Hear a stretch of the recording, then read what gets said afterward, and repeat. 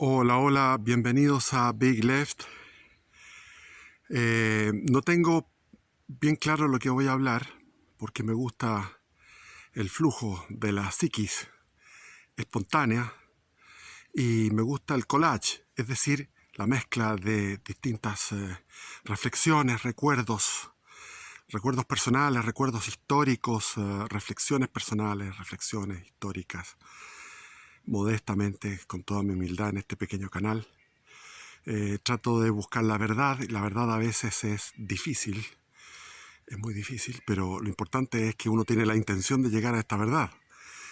Primero, habíamos quedado en el video que titulé Víctima del Espíritu Santo, el proceso que vivió una parte, yo diría un 10% de la generación, o un 20%, no sé, no soy estadístico, pero un porcentaje pequeño de la generación que vivió después del pronunciamiento militar. Nos adentramos en nosotros mismos y en una búsqueda espiritual, y ahí aumentaron las vocaciones sacerdotales, pero exponencialmente, y fue un revivir en la iglesia chilena, la iglesia católica chilena. Y me tocó vivir esto desde dentro, y es lo que quiero contar ahora. ¿Cómo fue aquello? Bueno, les contaba que hice un retiro espiritual por mí mismo, eh, que era los ejercicios espirituales de San Ignacio de Loyola. Lo hice sin ayuda de nadie, y eso me ganó la fama con posterioridad de que yo era un niño genio o un niño santo. Tenía esas dos famas, de estar en un estado de santidad y en un estado de genialidad para poder hacer aquellas cosas víctima del Espíritu Santo. Y llegué al monasterio benedictino a hacer mi confesión general de mis pecados.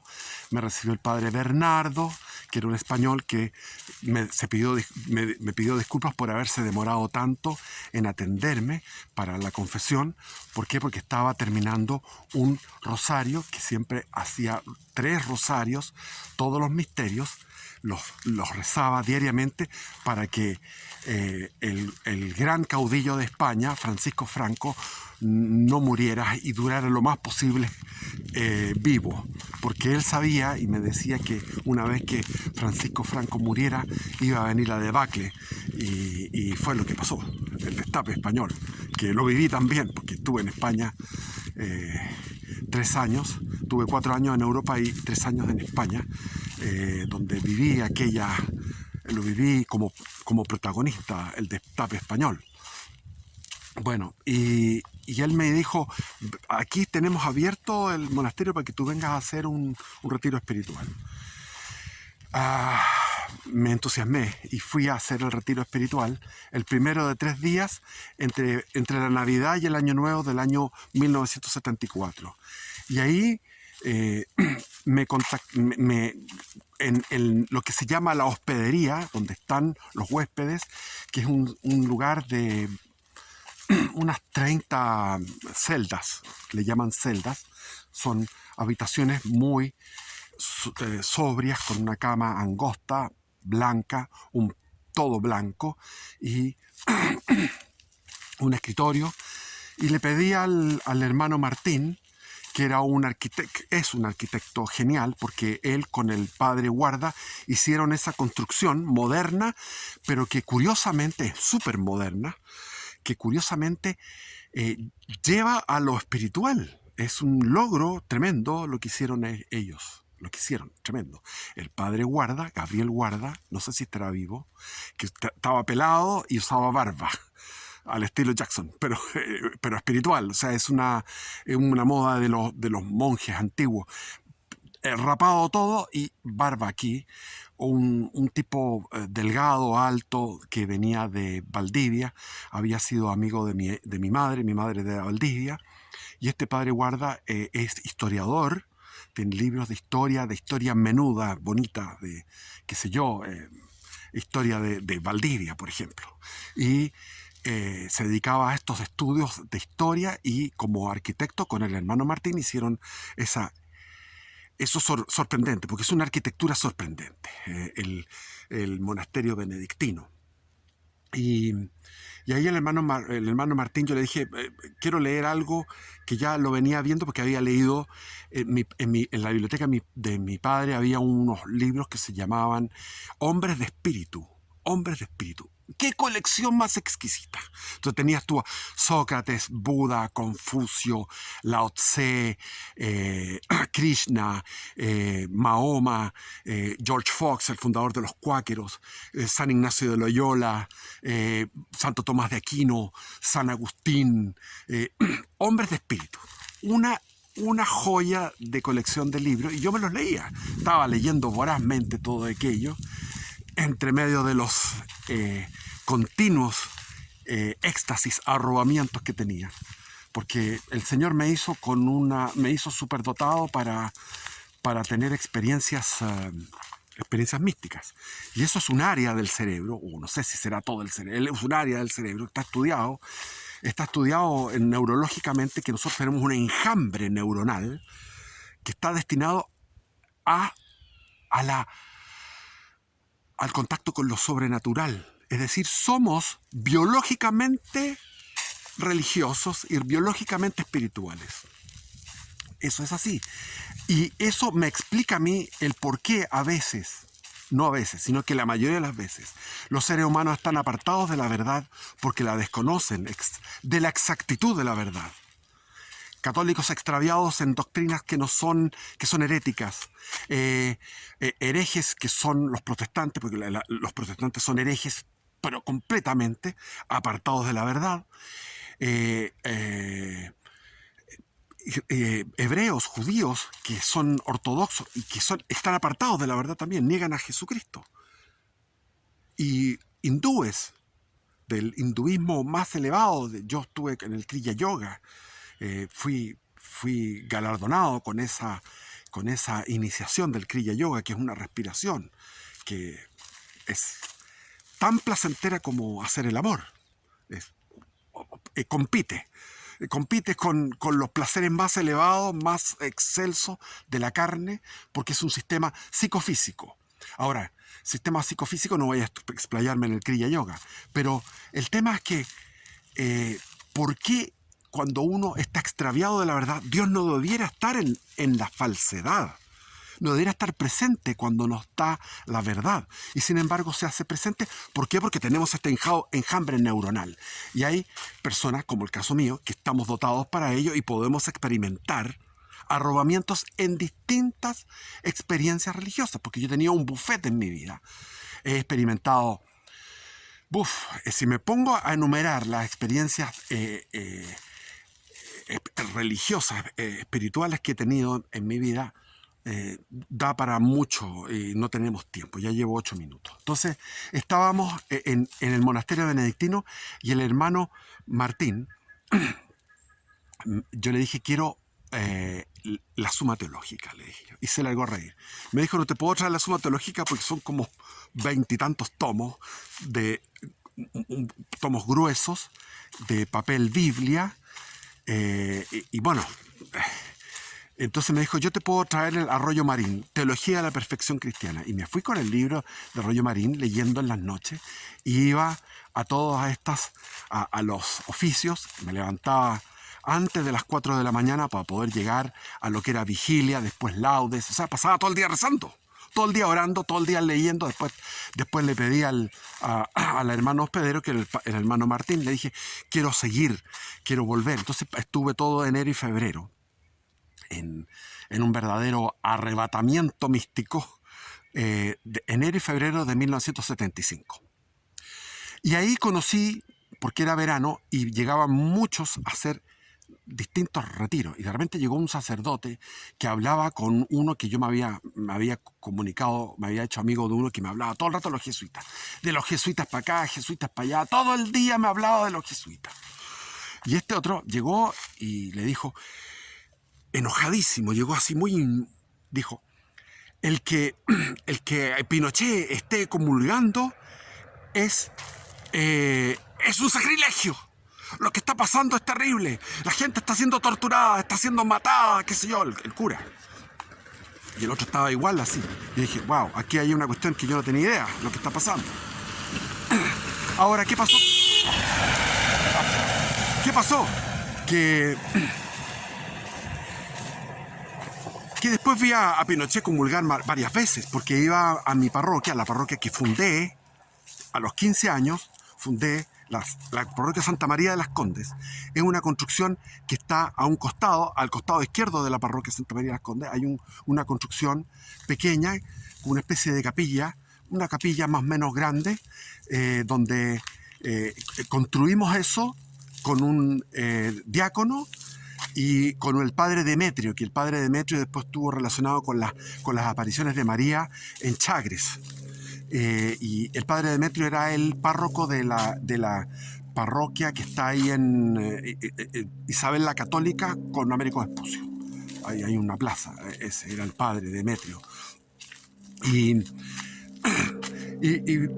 ¿a dónde iba? Ya se me perdió la cuestión. Pero en esa parroquia, oh, si yo les contara cómo fue la parroquia esa, cómo la fundamos, fue precioso, fue precioso.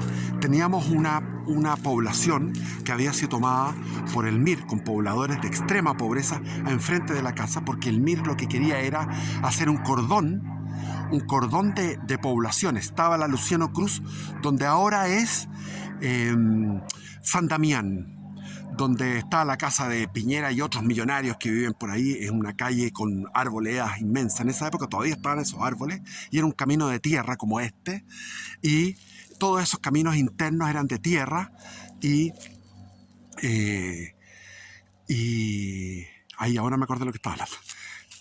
Y ahí estaba la Luciano Cruz. Y la que estaba frente a mi casa era la Ñancahuazú. Ñancahuazú era el lugar donde había muerto el Che Guevara. Entonces cuando tomaron este sitio, lo tomaron. Recuerdo que el jefe, yo lo vi, el jefe andaba con una espada que brillaba, el jefe comunista. Y se tomaron todo eso y instalaron viviendas de autoconstrucción muy como eran en aquellos tiempos, de cartón, con madera terciada, con plástico. Era extrema pobreza. Entonces ponían la extrema pobreza junto a la extrema riqueza. Entonces todos los vecinos teníamos este espectáculo de banderas del MIR. Y yo era chico y le dije a una señora de la población, porque era una población de 5.000 habitantes que tenía esa, la Ñancahuazú. Y era un lugar donde íbamos de niños a jugar, donde había un tranque con agua y ahí competían los niños, me acuerdo, en quién eyaculaba más lejos. Esas cosas hacían. Yo no hice eso, pero estaban ahí. Y después me iba a hacer un picnic a la zona de Lomatas, donde está ahora la avenida Kennedy. Y hacíamos un picnic donde está ahora el Jumbo, donde está el Alto de las Condes. Había sauces llorones con acequia. Entonces, para mí, con mi corta vida de 64 años, las transformaciones que ha sufrido la ciudad y todo lo que he vivido es tremendo. Pero voy a lo que estaba diciendo, que yo vi a Augusto Pinochet Ugarte comulgar con devoción, con fervor, con su señora los domingos, porque no iba a nuestra parroquia, que era una parroquia sumamente precaria.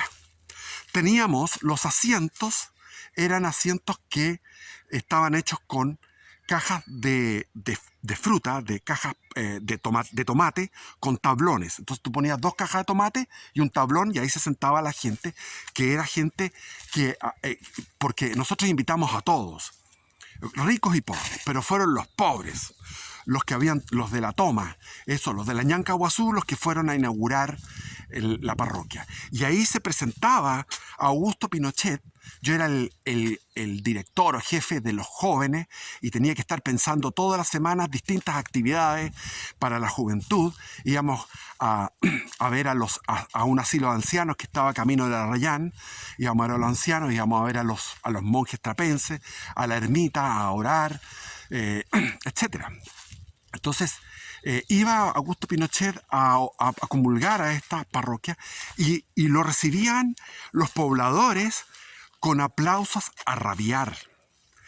Aplaudían a rabiar. Pobladores que habían sido conducidos por el MIR a la toma.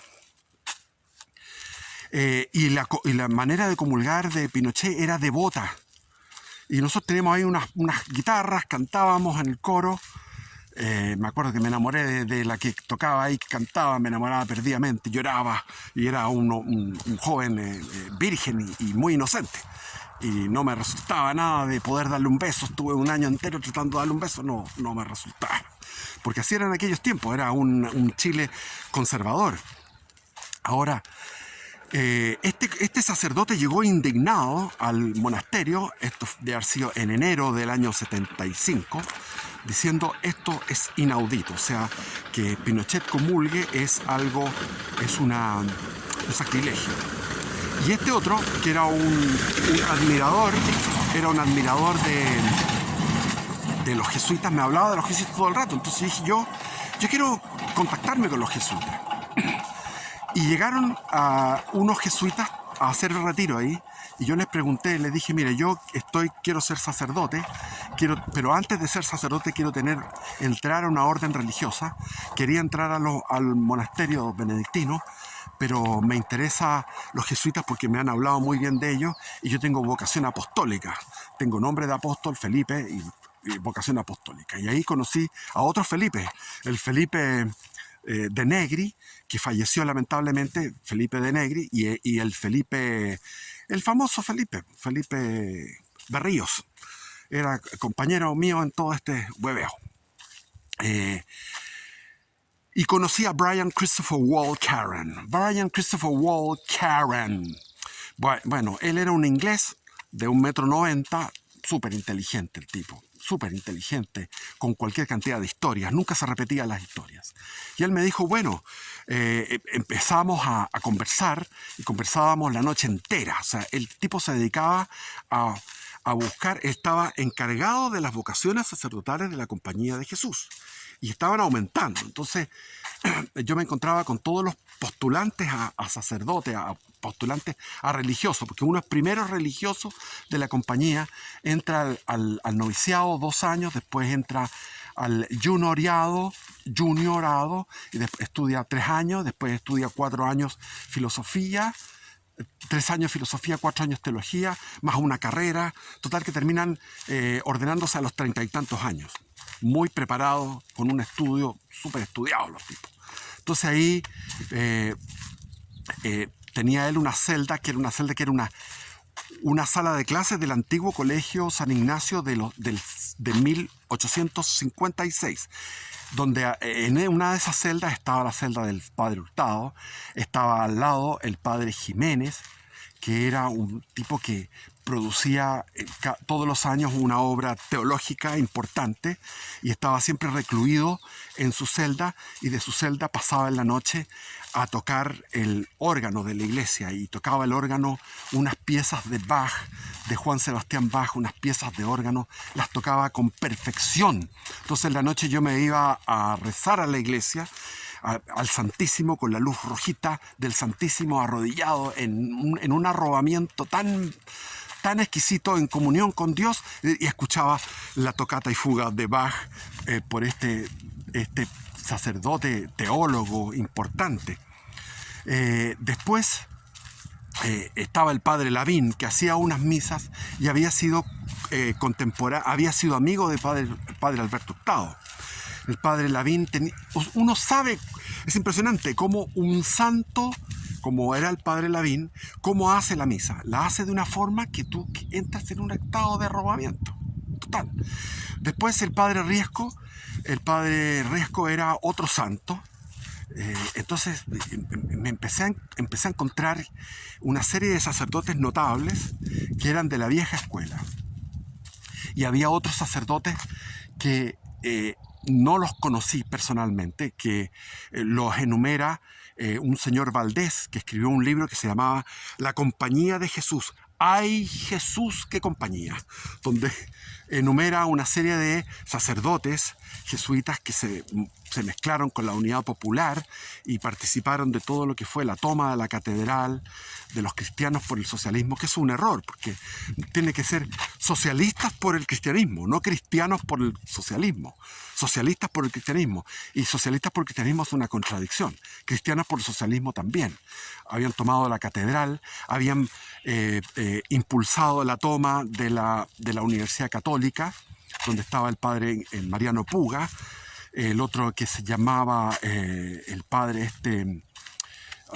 Rafael Maroto, tenía el mismo nombre del general Maroto que peleó, el que dirigía a las tropas españolas realistas, no españolas, realistas, en la batalla de Chacabuco, Rafael Maroto. Y Rafael Maroto era un cura mirista del MIR, que lo vi después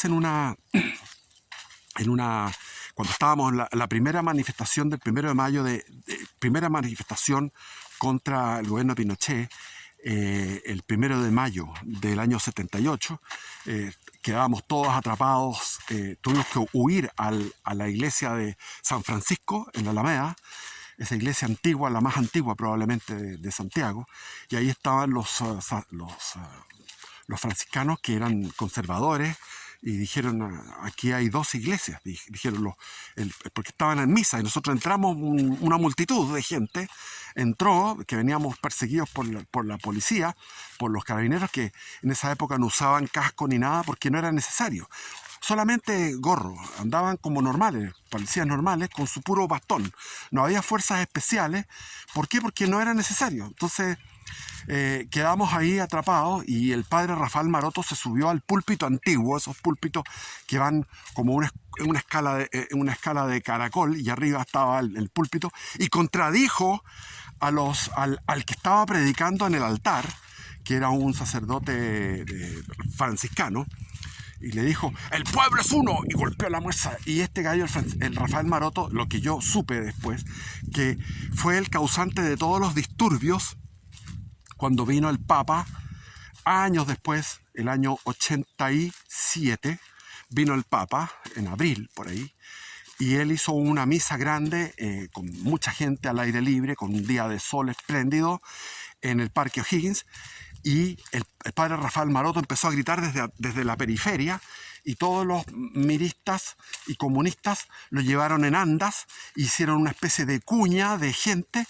y empezaron a atacar a las fuerzas policiales que estaban vigilando, fuerzas con gorro nomás, que estaban vigilando que se hiciera bien aquel encuentro con el Papa Juan Pablo II. Entonces, es tan difícil entender, o sea, no es tan difícil porque ya lo he dicho, hay un enjambre de neuronas que están destinadas desde nuestra naturaleza. Estamos hechos para lo sobrenatural, estamos hechos para el encuentro con Dios de forma biológica, neuronalmente. Entonces, ¿por qué al conocer gente que estaba, gente religiosa que estaba apartándose de la verdad? Entonces, el padre Brian Christopher Wall, que les podría contar un video entero de cómo era su vida. La familia tenía una fábrica de autos y después se dedicaron a la fábrica de tanques en la guerra.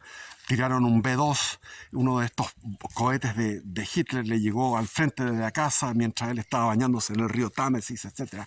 Nos invitó porque él nos invitó a todos los que queríamos ser jesuitas y algunos de otras vocaciones sacerdotales a un encuentro de vocaciones sacerdotales que era financiado por una parroquia inglesa.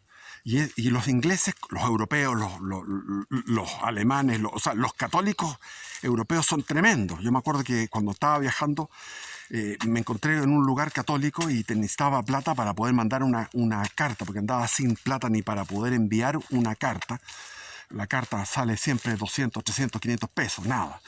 Entonces venían bajando de un bus y le pedía a un alemán católico que venían a un retiro, y yo andaba por la vida, a los 20 y tantos años andaba ahí mal pero bien, porque andaba místicamente viajando a mi manera, sin ninguna plata, o sea, cero.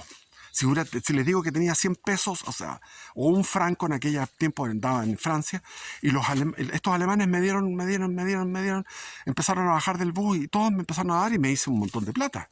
Una generosidad tremenda de estos católicos alemanes. Bueno, y esta parroquia inglesa financió esta especie de retiro largo de jornadas para promoción de vocaciones sacerdotales en Chile.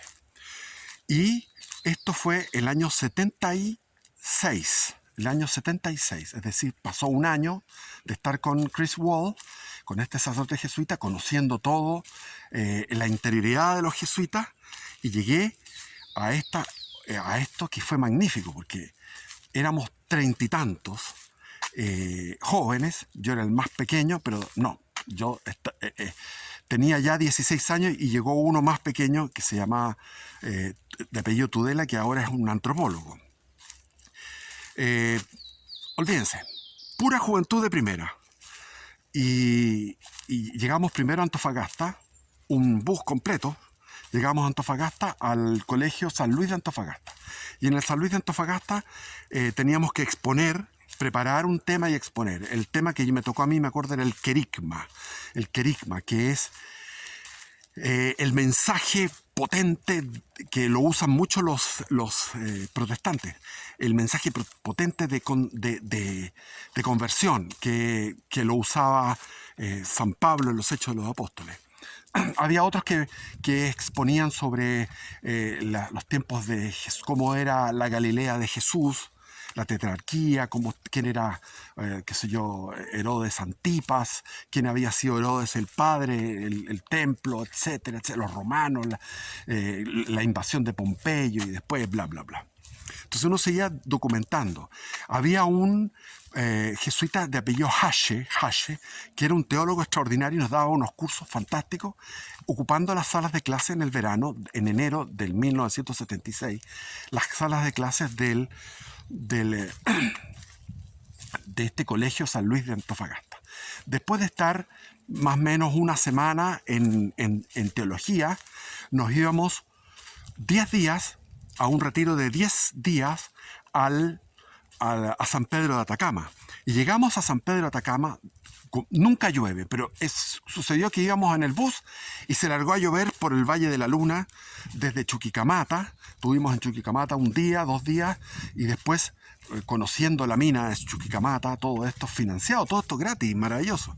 Y de ahí nos fuimos en un bus de Calama a San Pedro de Atacama con una lluvia torrencial, esto en enero, una lluvia torrencial, y el invierno boliviano que había llegado a esa zona, pero no llueve nunca en esa zona, por algo se llama el Valle de la Luna. Y llegamos a la única pensión. Había una pensión de mala muerte en San Pedro de Atacama. Y estaban las camas mojadas, porque el techo no estaba hecho para el agua. Entonces, las camas mojadas, la pensión anegada por agua, y era la única pensión que había. Yo no he vuelto a San Pedro de Atacama desde aquellos tiempos, del año, como les digo, del verano del 76, no he vuelto, y me han contado lo que hay ahí ahora. Es una cosa súper turística, pero en aquellos tiempos era totalmente impoluto y totalmente la población indígena con sus... ¿Por qué nos llevó para allá el sacerdote? Porque estaba planificado ahí, porque íbamos a meditar la vida de Jesucristo. Entonces no costaba nada mirar esas casas de adobe, mirar esa gente humilde con su ganado. Nos íbamos rezando el rosario a un oasis que estaba como a unos 2 kilómetros del oasis principal, que es San Pedro, donde había salido un chorro de agua de las profundidades, que la sacaban con una motobomba, un agua helada, maravillosa, una piscina en medio del desierto. Íbamos rezando el rosario. Entonces el hecho de que cuando uno anda con el espíritu en alto, con el espíritu lleno de Dios, todo es mucho más delicioso que lo que pudiera ir un turista normal. De partida no había... Y ahí nos conocimos al padre Lepech. El padre Lepech llevaba varios años ahí y salíamos en la camioneta a buscar hallazgos arqueológicos. Y nos tocó la confesión general de los pecados con el padre Lepech. Pero el padre Lepech, fui a dar mi confesión y el padre Lepech no me confesó. porque empezó a hablarme de que la iglesia había estado equivocada, que la verdad estaba en Teilhard de Chardin, Teilhard de Chardin, para que lo busquen los que no saben. En mi canal tengo 3 videos de Teilhard de Chardin en mi canal. Entonces, me empezó a hablar de Teilhard de Chardin, de que en realidad había habido una evolución de las especies, una evolución del ser humano y él estaba todo el tiempo, íbamos en su camioneta con el viento del desierto, pero de la altitud, fresco, con el Licancabur, el volcán de Licancabur, y llegábamos a un lugar que antiguamente había sido un lago, y en ese lago habían vivido poblaciones, esas poblaciones de hace 15.000 años. 15.000 años que habían vivido poblaciones ahí pescando, cazando, etc. Entonces tenía un museo donde tenía una Miss Chile, que le llamaba la Miss Chile, que era una momia. Después decía las minas. Yo sé, ¿qué son las minas? ¿Cuáles son? Eran las láminas. Y él hacía ayunos, andaba haciendo ayunos, y después hacía unas misas en que pasaba del griego al hebreo, del hebreo al latín, del latín al francés.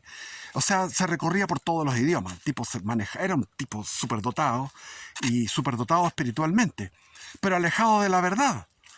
¿Por qué? Porque estaba en la moda de la época. La moda de los años 60 todavía estaba latiendo. Hasta el día de hoy late todavía la moda de los años 60. Yo conocí al fundador del movimiento hippie, que en este momento está en un hospital en San Antonio, moribundo, pero espero que se salve, y es amigo mío, y él fundó el hippismo. Entonces, toda una onda por todo, o sea, en los años 60 hubo una revolución por todos lados, y esta confesión, que no era confesión, sino que era adoctrinamiento, para que uno pensara en términos modernos, y incluir dentro de la teología católica todo lo que eran los descubrimientos que había hecho el mismo Teilhard de Chardin, la familia Leakey, en todo lo que era todo lo que es ahí en Etiopía, no, en Kenia, donde fueron descubriendo a la famosa Lucy, que era un descubrimiento del el eslabón perdido. Se había descubierto a los Australopithecus. Los Australopithecus tenían una capacidad cerebral de la mitad de la nuestra, de centímetros cúbicos, 500 centímetros cúbicos.